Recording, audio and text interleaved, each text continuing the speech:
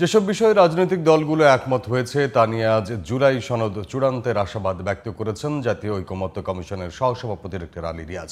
দ্বিতীয় দফায় 22তম বৈঠকে তিনি আরও জানিয়েছেন, কমিশনের অগ্রগতি প্রধান উপদেষ্টাকে অবহিত করা হয়েছে।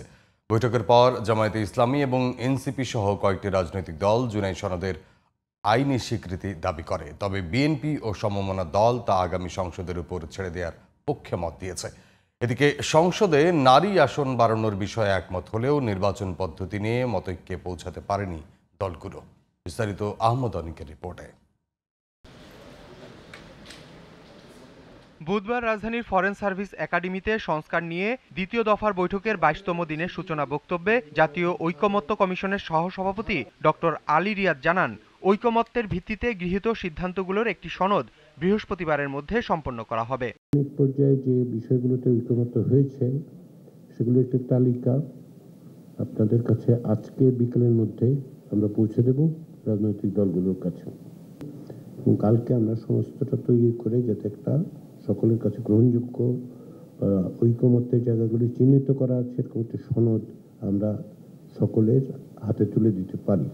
আলোচ্য সূচিতে 7টি বিষয় নির্ধারণ করা হলেও নারী প্রতিনিধিত্ব প্রাধান্য পায় বৈঠকে। তবে একাধিক বৈঠকের পরও নারী আসনে নির্বাচন পদ্ধতি নিয়ে একমত হতে পারেনি দলগুলো।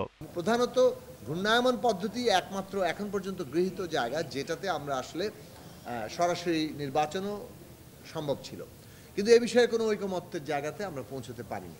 প্রতি 3টা আসনকে একটা ক্লাস্টার ধরে সেখানে একটা সিটকে সেখানে নারীদের জন্য সংরক্ষিত রেখে প্রত্যক্ষ নির্বাচনের ব্যবস্থা করা।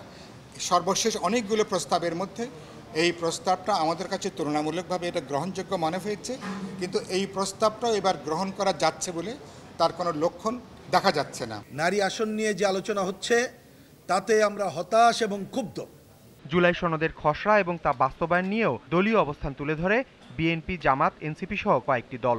সরকার যদি জুলাই মাসের মধ্যে জুলাই ঘোষণাপত্র জারি না করেন তাহলে আমরা এনসিপির পক্ষ থেকে সকল শরিকদেরকে সাথে নিয়ে, ফেসিবাদ বিরোধী সকল পক্ষকে সাথে নিয়ে আমরা জুলাই ঘোষণাপত্র জারি করব। আর জুলাই সনদের যদি একটা আইনি ভিত্তি না থাকে সেক্ষেত্রে সেই জুলাই সনদ সেটা পূর্বেকার মতো 3 দলের রূপরেখার মতো শুধুমাত্র একটা ইতিহাসের দলিল হয়ে থাকবে, যার কোনো কার্যকারিতার জায়গা থাকবে না। আইনগত ভিত্তি দেওয়া যাবে না, এই কথাটি বিভ্রান্তিকর এবং কিছুটা ব্রিচ অফ ট্রাস্ট এ করে যে মানুষকে বিভ্রান্তি করার জন্য করছে। আর আমাদের প্রশ্ন হচ্ছে, যদি আইনগতভাবে ভিত্তি দেওয়া যায় তাহলে দিবেন না কেন? তাহলে মতলব আছে যে আপনি এটা করবেন না। আমরা মতলববাজির নির্বাচন তো আমরা চাই না। সংসদ সদস্যরা যেহেতু নির্বাচিত হয়ে আসছেন, সে তো আপনার বলতেই পারে যে আমি আলোচনার সাথে একমত ছিলাম না, আমি তো এটার জন্য জনগণের কাছে ম্যান্ডেট নিয়ে আসি নাই, তাহলে কেন আমি এটা মেনে নেব, কেন এটা বাস্তবায়ন করব? অতএব একটা ব্যাপক জটিলতা তৈরি হবে সেখানে। অতএব সেই জটিলতাতে যাওয়াটা গণ অভ্যুত্থানের স্পিরিটের পরিপন্থী মনে করছি। মাননীয় প্রধান উপদেষ্টার সিগনেচার সহ সংস্কার কমিশনের সমস্ত চেয়ারম্যানদের সিগনেচার সহ, মানে ঐকমত্য কমিশনের সব সদস্য তাদের সিগনেচার সহ, জাতীয় নেতৃবৃন্দের সমস্ত দলের প্রতিনিধিদের সিগনেচার সহ একটা সনদ তৈরি হবে। সেই সনদটা ওয়েবসাইটে যাবে, জাতি দেখবে, পত্রিকায় প্রকাশিত হবে। এরপরেও কি কোনো পলিটিক্যাল পার্টি ডেয়ার করবে এটা ব্রেক করার?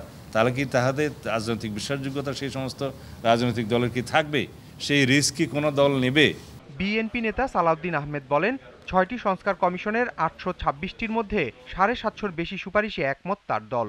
টোটাল যে রিকমেন্ডেশনস অফ অল সংস্কার কমিশন 826টা, আপনাদের নোট করেছেন নিশ্চয়ই। তার মধ্যে সব সংস্কার কমিশন মিলে মাত্র 51টা প্রস্তাবে আমরা একমত হইনি। এরপরেও কি বিএনপিকে বলবে সংস্কার মানছে না? আহমদ অনিক, জিটিভি নিউজ, ঢাকা।